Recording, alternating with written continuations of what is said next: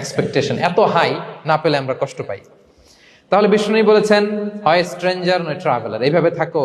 ওয়া ইযা আমসাইতা ফালা তানতাযিরিস সাবাহ ওয়া ইযা আসবাহতা ফালা তানতাযিরিল মাসা। আব্দুল্লাহ, যখন সকাল হবে সন্ধ্যার এক্সপেক্ট করো না, যখন সন্ধ্যা হবে সকালের এক্সপেক্ট করো না। সকালবেলা তুমি বিশাল আশা নিয়ে বসে থেকো না যে সন্ধ্যা পর্যন্ত বাঁচবা। যদি বাঁচো, সন্ধ্যা পাও, ভালো, আলহামদুলিল্লাহ।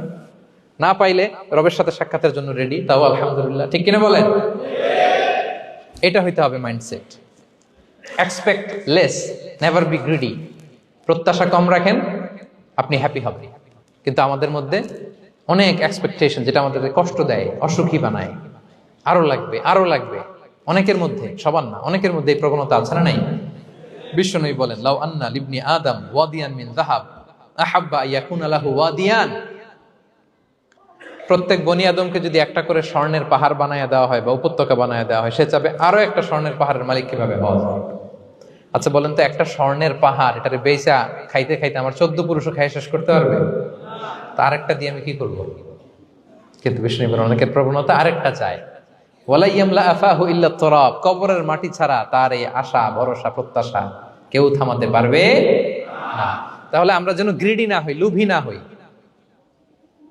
আমাদের এক্সপেকটেশন যেন কম থাকে।